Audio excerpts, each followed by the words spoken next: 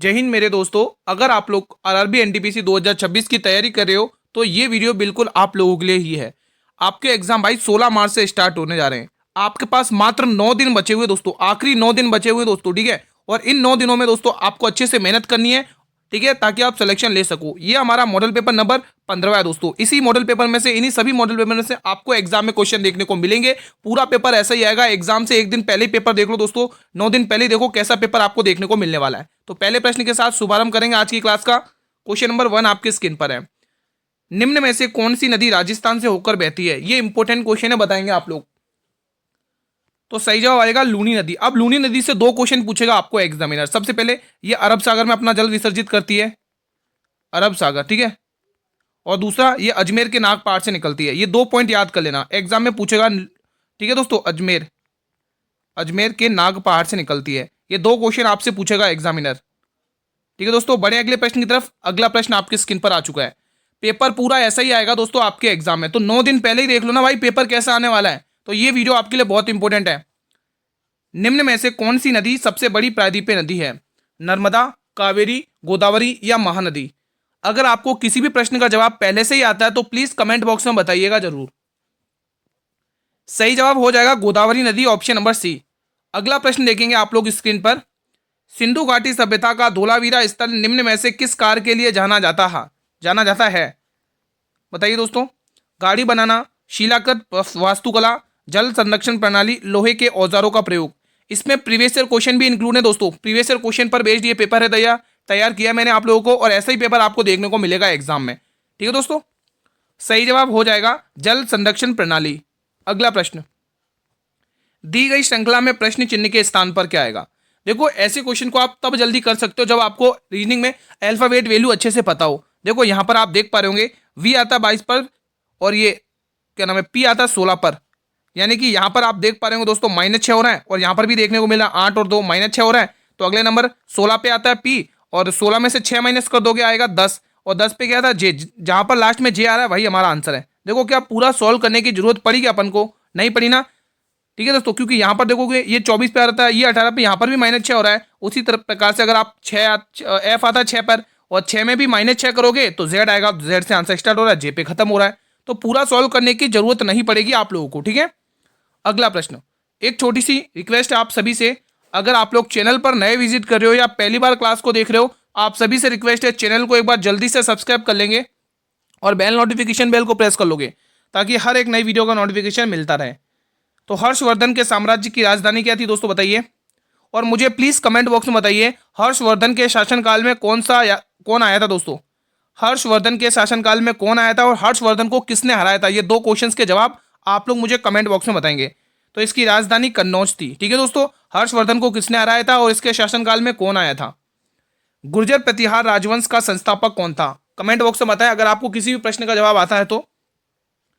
आपको इस क्लास में हर टाइप के क्वेश्चन देखने को मिलेंगे। मैथ, रीजनिंग के क्वेश्चन भी हैं। पूरा मॉडल पेपर मैंने वैसे ही तैयार किया जैसा पेपर में देखने को मिलने वाला है। तो 9 दिन पहले ही देख लो भाई पेपर कैसा आएगा। तो चलिए बता दीजिए इसका आंसर। इसका आंसर आएगा नागभट्ट प्रथम, ऑप्शन नंबर डी। अगला प्रश्न, हाजी सुजान खान उस्ताद गग्गे खुदा बख्श किस घराने के संस्थापक है भाई? सभी विद्यार्थी बताएंगे। देखो, अब्दुल करीम खां किराने घराने के संस्थापक है। यहां पे लिख लेंगे अब्दुल करीम खां, अब्दुल करीम खां लिख लो यहाँ पे, अब्दुल करीम खां। फिलहाल इस प्रश्न का जो आंसर आएगा वो आगरा घराना आएगा दोस्तों, ध्यान रखना। ग्वालियर घराना सबसे प्राचीन घराना है, ये भी आप लोग ध्यान में रख सकते हैं। रोशनी कुमारी, शोभना नारायण, माया राव और कुमुदनी लखिया, ये किसके मतलब किस नृत्य की, किस शास्त्रीय नृत्य की प्रसिद्ध कलाकार है मेरे भाई? ये एक महत्वपूर्ण सा प्रश्न आपकी स्क्रीन पर। यहाँ पे 3-3, 4-4 नाम देखने को मिल रहे हैं, जिसमें से शोभना नारायण बहुत चर्चित नाम है, रोशन कुमारी भी बहुत चर्चित नाम है, और कुमुदनी लखिया ये भी बहुत चर्चित नाम है। तो इसीलिए दोस्तों मैंने ये क्वेश्चन 3-4 नाम के साथ तैयार किया, ताकि इसमें से एक भी नाम आए तो आप आंसर टिक करके आओ। कथक, जो क्लासिकल डांस किसका है? यूपी का। ये यूपी का क्लासिकल डांस है दोस्तों। एकमात्र उत्तर भारत का शास्त्र नृत्य है दोस्तों कथक, ध्यान रखेंगे। ओडिशा, ओडिशा का क्लासिकल डांस है। मणिपुरी, मणिपुर का क्लासिकल डांस है। कुचिपुड़ी, आंध्र प्रदेश का क्लासिकल डांस है। अच्छे से रिवीजन हो गया। अगला प्रश्न, ये प्रश्न बताएंगे, एकदम शानदार सा प्रश्न है आपके स्क्रीन पर। कितने सालों में 1800 रुपए की राशि 10% वार्षिक चक्रवृद्धि ब्याज की दर से 2178 रुपए हो जाएगी? देखो, हो जाएगी ये मिश्र धन है, यानी अमाउंट दे रखा है। तो ऐसे प्रश्नों को सॉल्व करने के लिए हम क्या करते हैं, एक तरफ मूलधन लिखते हैं और दूसरी तरफ मिश्र धन यानी कि अमाउंट लिखते हैं दोस्तों। यहां तक कोई दिक्कत नहीं है। ठीक है, प्रिंसिपल कितना दे रखा है, 1800 रुपये, और अमाउंट कितना दे रखा है, 2178 रुपये।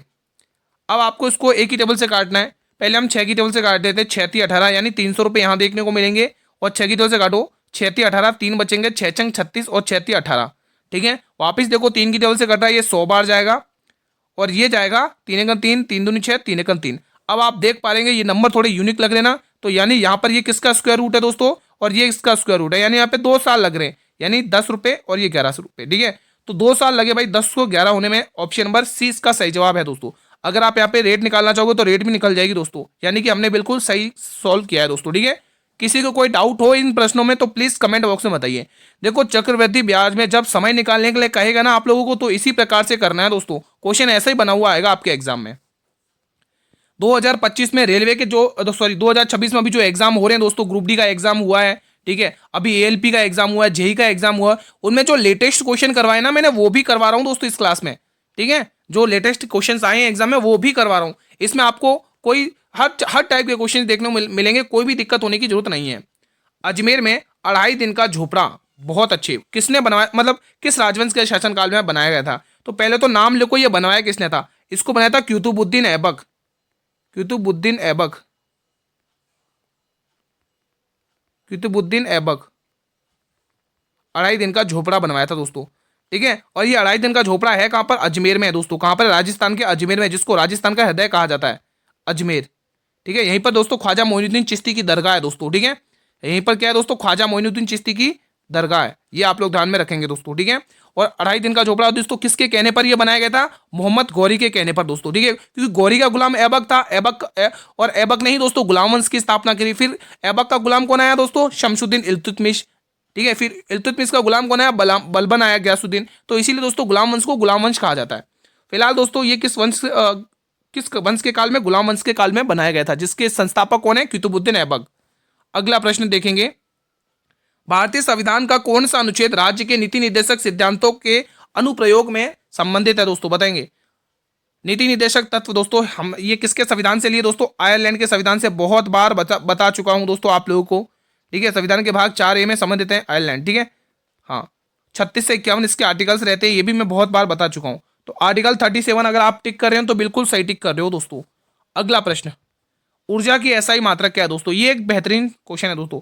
वाट किसकी है? शक्ति की एसआई मात्रक है दोस्तों। वाट शक्ति की एसआई। न्यूटन का दोस्तों बल है।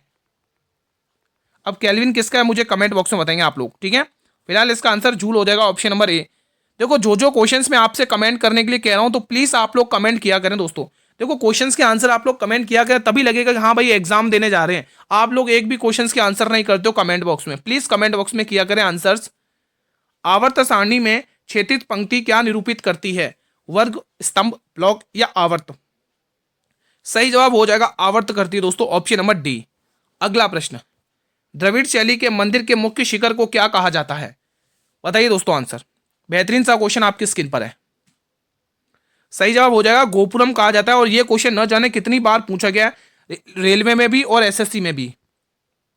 ये बताइए प्रश्न, 2008 मैन बुकर पुरस्कार विजेता द व्हाइट टाइगर, क्या है दोस्तों? द व्हाइट टाइगर के लेखक कौन है? विक्रम सेठ, किरण देसाई, अरविंद अडिगा या अरुंधति रॉय? सही जवाब Arundhati Roy, option number D. इनकी एक पुस्तक और है the God of small thing, ये पुस्तक भी बहुत पूछी गई है। अब पेशेंस बनाए रखने एक बेहतरीन सा क्वेश्चन आपके स्क्रीन पर आ चुका है। ठीक है, अब ध्यान से पढ़ेंगे। एक दुकानदार है, वो एक पंखे का मूल्य उसके क्रय मूल्य से 36% अधिक अंकित करता है तथा इसके अंकित मूल्य पर 25% की छूट देता है। यदि वह 71 रुपए का लाभ अर्जित करता है तो पंखे का अंकित मूल्य ज्ञात कीजिए। चलिए दोस्तों, 36% अधिक अंकित करता है दोस्तों, 36% अधिक अंकित करता है मतलब 100 रुपए का सामान 136 में अंकित करता है। ठीक है, और 136 में दोस्तों आपको 4 देखने को मिल रहा है, 136 में 4 देखने को मिल रहा है दोस्तों। ठीक है, क्योंकि 34 चौके 136 ही होता है, 4 चौक 16, 4 13, हाँ 34 चौके 136 होता है, यानी 4 का मल्टीपल आंसर है। आखिरी के 2 अंक 4 से विभाजित नहीं है, आखिरी के 2 अंक 4 से विभाजित नहीं है, आखिरी के 2 अंक 4 से विभाजित नहीं है, आंसर आ चुका है। बताइए दोस्तों, ओरल ही ये आंसर आ चुका है, फिर हम आगे सॉल्व क्यों करें? बताइए दोस्तों, ऐसे आपको उस भीड़ में से निकलना तभी सिलेक्शन मिलेगा, ये अप्रोच लगानी पड़ेगी। ठीक है, तो सॉल्व करते हैं क्वेश्चन को। एक तरफ है कोस्ट प्राइस, एक तरफ है सेलिंग प्राइस और एक तरफ है एमआरपी। ऐसे क्वेश्चन को करने के लिए ये तीन चीज आपके पास होना जरूरी है। क्रय मूल्य से आपको 36% अधिक अंकित करता है दोस्तों। यानी आप ये कहोगे गुरु 100 रुपए का सामान था, 36% अधिक अंकित कर रहा है, तो गुरु वो 136 रुपए कर रहा है। बिल्कुल सही है। अब आप मुझे बताइए छूट किस पर दी जाती है, तो आप कहोगे गुरु छूट दी जाती है वो अंकित मूल्य पर दी जाती है। अंकित मूल्य पर कितने की छूट दी गई है? 25% की। तो आप कह सकते हो कि सामान कितने पे बेचा है मेरे भाई? 75% पे। कितने पे? 75% पे। आप 136 का 75% निकालो और डायरेक्ट लिख लो यहाँ पे, ठीक है। तो 25 की टेबल से 3 बार और 25 की टेबल से 4 बार, 4 की टेबल से काटो, 4 तिया 12 और 4 तिया 12 के बाद 4 चौके 16 और 4 तिया 12 की 2 कैरी 1, 3 तिया 9 और 1 10, 102 रुपये। तो आप यहाँ पर देख पा रहे हो प्रतिशत में लाभ कितना है? 2% का। लेकिन क्वेश्चन कह रहा भाई 2% नहीं, इसका लाभ है 171। क्वेश्चन ने वैल्यू दे रखी है 171, तो 2 रुपये का मान दे रहा, 2% का मान दे रखा 171। आपसे क्या पूछा मेरे भाई? 2 रुपये का मान दे रखा 171। 1 मिनट, 2 रुपये का मान दे रखा 171। आपसे क्या पूछा? आपसे क्वेश्चन ने कहा अंकित मूल्य ज्ञात करिए, यानी 136 का मान पूछा है, तो अगले पेज पर कर लेते हैं। ये 171 ये किसका मान है? ये 2 रुपये का मान है, ठीक है। लाभ को लाभ से कंपेयर कर दिया। अब आपसे अंकित मूल्य यानी 136 का मान पूछ लिया क्वेश्चन ने, ठीक है। 2 की टेबल से काट लो, 2 छंके 12 और कितना बचेगा? 2 छंके 12, 1 2 छक्के 12। अब देखिए दोस्तों, अब आप देखें 171 मल्टीप्लाई 66 ये आ रहा है दोस्तों। अब आप इसको मल्टीप्लाई करोगे, आपके पास आंसर आएगा 11,228, ठीक है। क्या आएगा? 11,228 आंसर आ रहा है। यही आ रहा है। 2 की टेबल से 136 से आ रहा है ना भाई, 36% अधिक करता है। 4 तिया 12 की 2 कैरी 1, 3 तिया 9 10, यहाँ पे 102 आ गया, ठीक है। 2 छंग 12 और 2 अट्ठे 16। अच्छा 2 अट्ठे 16 आएगा ना यार, माफ़ी चाहूँगा यहाँ पे थोड़ा मिस्टेक। 2 अट्ठे 16 मैंने 6 लिख दिया, यहाँ पर लिखेंगे 2 अट्ठे 16, ठीक है। अब आपको यहाँ पे क्या मल्टीप्लाई करना है बस, 8 16, ठीक है। आपको 68 को देखो, इकाई अंक भी आप देख सकते हो। देखो 8 को 1 से गुणा करोगे, इकाई अंक 8 आ रहा है और इकाई अंक 8 इसी में आ रहा है। अच्छा 2 ऑप्शन में आ रहा है। आप मल्टीप्लाई करोगे दोस्तों, आंसर ये आएगा दोस्तों, ठीक है। आप 68 को अगर 17 गुणा 4 करके भी मल्टीप्लाई कर सकते हैं। जनगणना 2011 के अनुसार भारत की कुल जनसंख्या कितनी थी? ये एक बेहतरीन सा क्वेश्चन है, आपके स्क्रीन पर है। बताइए दोस्तों। दोस्तों ये जो 2011 की जनगणना है, यहाँ पे मैं 2 क्वेश्चन बता देता हूँ, याद रखना। ये 2 क्वेश्चन याद अच्छे से रखना। सबसे पहले ये कुल कौन सी जनगणना थी? कुल 15वीं जनगणना थी। कुल 15वें नंबर की जनगणना थी, 15वीं जनगणना थी, ठीक है। स्वतंत्र, ठीक है। अब आपसे पूछेगा स्वतंत्र भारत की कौन सी जनगणना थी? बताइए स्वतंत्र भारत की, ये आप लोग मुझे कमेंट करके बताएंगे स्वतंत्र भारत की कौन सी जनगणना थी। बताइए दोस्तों, ये स्वतंत्र भारत की कुल कौन सी जनगणना थी? कमेंट बॉक्स में बताएंगे। इसका आंसर आएगा 121.5 करोड़। ये चीजें आपको ध्यान रखनी है, प्लीज मुझे कमेंट बॉक्स में बताइए। मैं हालांकि ये क्वेश्चन बहुत बार बता चुका हूँ। स्वतंत्र भारत की ये जो 2011 की जनगणना थी, ये कौन सी जनगणना थी? कितने नंबर की जनगणना थी? जनगणना 2011 के अनुसार 2001-2011 के दौरान भारत की दशक की वृद्धि दर कितनी थी? बताइए। एक महत्वपूर्ण सा प्रश्न है आपकी स्क्रीन पर। तो आपको गुरु 17.64% थी। अगला प्रश्न, डूरंड कप की स्थापना किस वर्ष में की गई थी? अभी जो डूरंड कप है दोस्तों, ये फुटबॉल में दिया जाता है। किस में दिया जाता है? फुटबॉल में। यहाँ पे लिख लो, फुटबॉल में ये कप दिया जाता है। और इसकी स्थापना 1888 में हुई थी। 1888 में हुई थी, ऑप्शन नंबर ए। अगला प्रश्न देखेंगे, बताइए इसका आंसर। चलिए बताइए इसका आंसर क्या होगा। फुटबॉल में गोल लाइन की पेनल्टी स्पोर्ट के बीच की दूरी कितनी होती है? बेहतरीन क्वेश्चन है। सही जवाब हो जाएगा 12 गज, ऑप्शन नंबर बी। अगला प्रश्न, किसी कस्बे की जनसंख्या 12,500 है। यह 2 क्रमिक वर्षों में 42%, 30% बढ़ जाती है, लेकिन तीसरे वर्ष में 15% घट जाती है। तो तीसरे वर्ष के अंत में कस्बे की जनसंख्या कितनी है? मेरा भाई बेहतरीन सा क्वेश्चन आपकी स्क्रीन पर है भाई। 12,500 है, 12,500 है। इसमें दोस्तों पहले मैं दोस्तों आपको करवा देता हूँ। 1% की फ्रैक्शन वैल्यू लिखोगे 13/25। देखो ये फ्रैक्शन वैल्यू से क्वेश्चन बहुत जल्दी हो जाएगा। 30% की फ्रैक्शन वैल्यू होती है 3/10। अब एक और बचा 15% की फ्रैक्शन वैल्यू होती है 3/20। मैंने ये फ्रैक्शन वैल्यूज लिख दी हैं। अब क्वेश्चन को सॉल्व करते हैं। तो क्वेश्चन पहले कह रहा है 52% बढ़ा दो। पहले देखो 25 था, वैल्यू 25 थी, 25 में 13 प्लस कर लो, 25 में 13 प्लस करोगे कितना आएगा? 38 आएगा। तो यहाँ पे 38 लिख लेना है। फिर आगे देखोगे आप लोग, फिर 30% बढ़ाया जाता है, यानी 10 रुपये थे, उससे 10 थी वैल्यू, 10 से 3 और बढ़ा दो 13 हो जाएगी।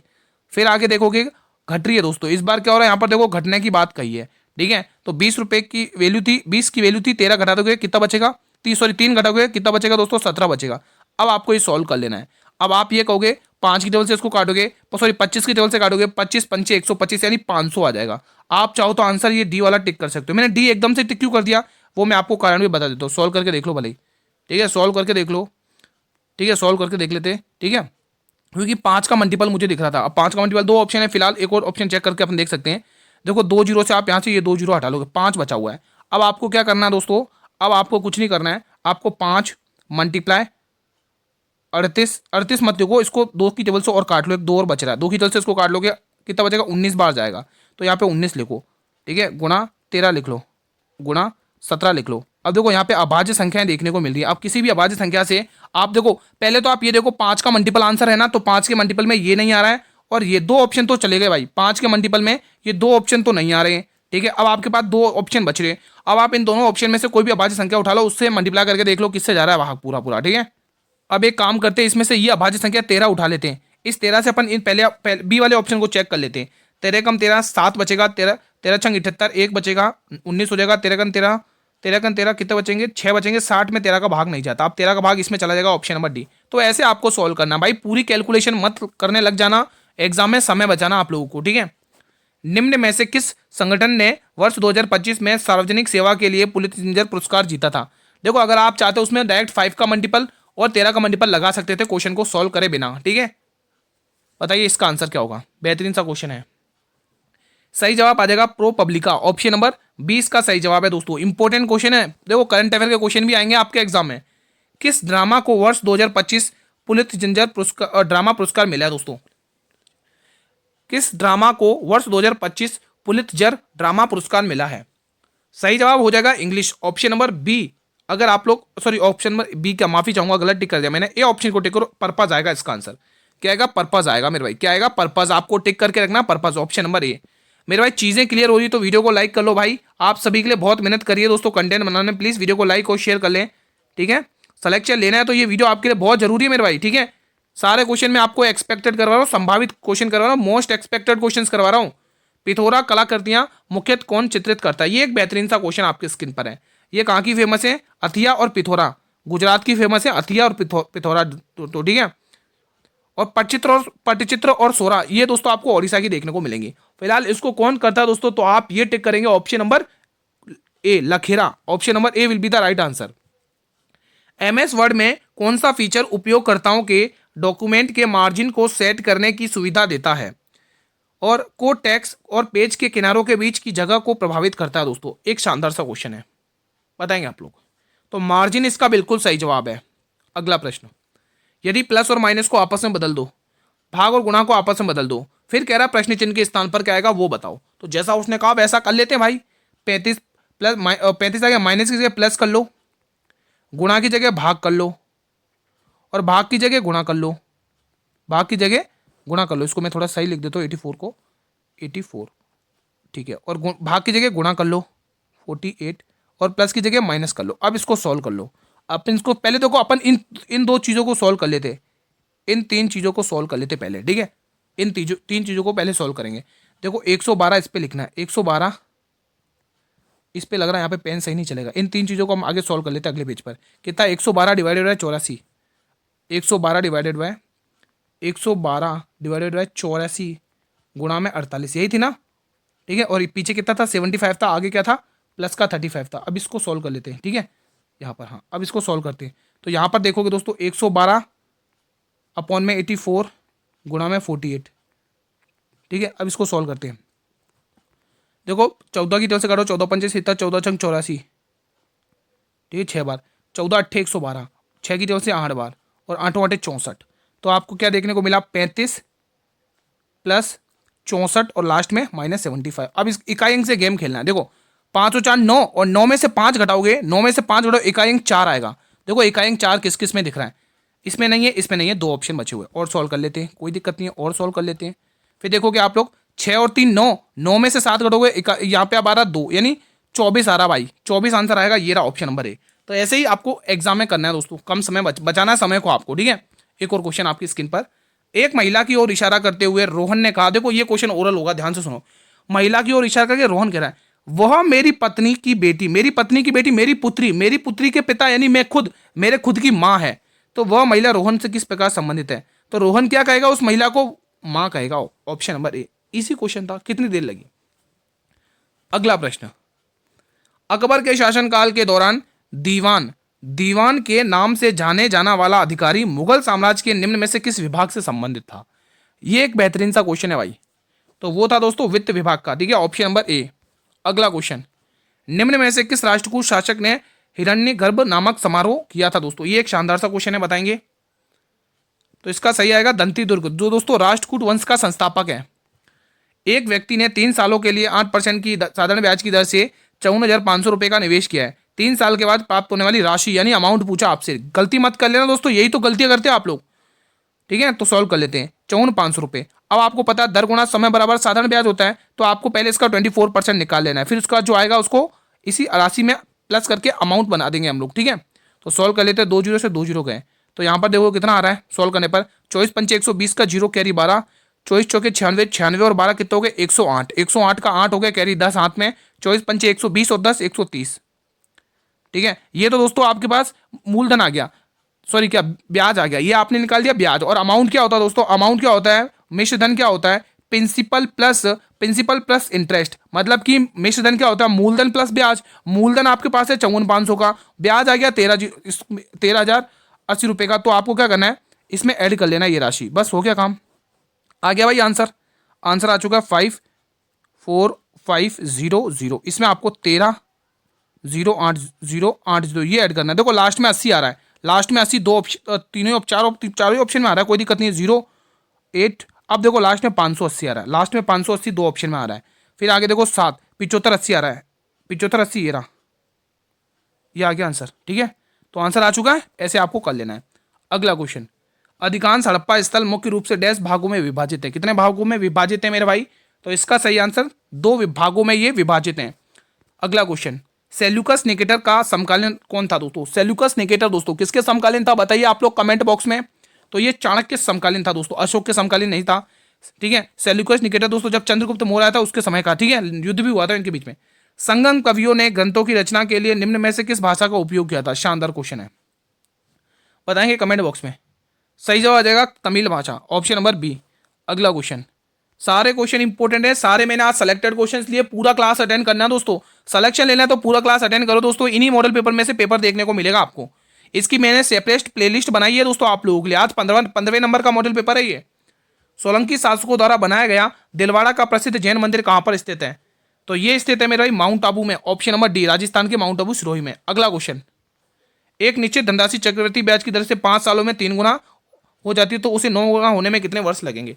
देखो दोस्तों निश्चित धनराशि है वो 5 सालों में कितने 3 गुना, कितने गुना 3 गुना, तो उसको 9 सालों में, तो 9 साल को मैं 3 की पावर 2 लिख सकता हूँ।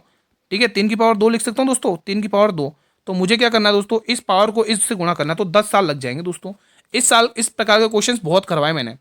पूर्व प्रधानमंत्री डॉक्टर मनमोहन सिंह की प्रतिमा कहां पर स्थापित की जाएगी? इंपॉर्टेंट क्वेश्चन है, और इसका सही जवाब हैदराबाद आएगा दोस्तों। हैदराबाद मूसी नदी के तट पर स्थित है, ध्यान रखेंगे। हाल में ही विश्व आर्थिक मंच की 55वीं बैठक कहां पर आयोजित हुई है? ये एक बेहतरीन सा क्वेश्चन आपके स्क्रीन पर है, बताइए। सभी विद्यार्थी बताएंगे। तो ये बैठक स्विट्जरलैंड के दावोस में हुई है, ऑप्शन नंबर डी। हाल में ही महिला हॉकी इंडिया लीग 2024-25 का खिताब किसने जीता? ये एक शानदार सा क्वेश्चन है भाई, बताएंगे आंसर। तो इसका खिताब ओडिशा वॉरियर्स ने जीता, ऑप्शन नंबर ए। अगला प्रश्न, हाल में ही स्टील मास्टर्स 2025 का खिताब किसने जीता? ये भी एक बेहतरीन और इंपॉर्टेंट क्वेश्चन है, बताइए इसका आंसर क्या होगा कमेंट बॉक्स में। तो सही जवाब क्या आएगा? R Praggnanandhaa, option number D will be the right answer. ये क्लास का अंतिम प्रश्न है मेरे भाई।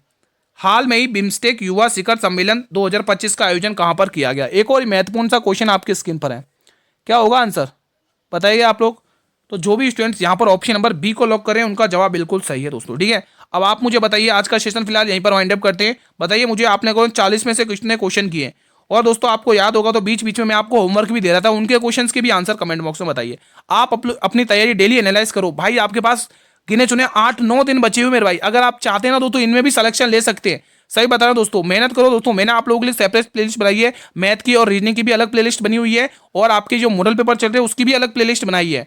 तो आपके लिए पूरी मेहनत जारी है दोस्तों, बस आप लोग पढ़ाई करो बस। ठीक है, वीडियो पसंद आई तो मेरे भाई बहुत मेहनत लगी, वीडियो को लाइक कर लेंगे और ज़्यादा से ज़्यादा स्टूडेंट तक इस वीडियो को शेयर करेंगे, और उन्हें बता दो कि ये क्लास इसी टाइम पर आती है 8 बजे डेली अपने निर्धारित समय पर दोस्तों। ठीक है, पीडीएफ के लिए आप लोग टेलीग्राम चैनल को ज्वाइन कर लो, जिसका लिंक मैंने वीडियो के डिस्क्रिप्शन बॉक्स में दिया हुआ है दोस्तों। ठीक है, जल्दी से ज्वाइन करके रिवीजन में लग जाओ दोस्तों। कोई डाउट हो किसी भी क्वेश्चन से रिलेटेड तो कमेंट बॉक्स में पूछ सकते हैं। अगर आप लोग चैनल पर पहली बार विजिट करें तो चैनल को सब्सक्राइब करके रख लो, बेल नोटिफिकेशन बेल को प्रेस करके रख लो ताकि हर आने वाली नई वीडियो का नोटिफिकेशन मिलता रहे। मिलते हैं नेक्स्ट वीडियो में। जय हिंद।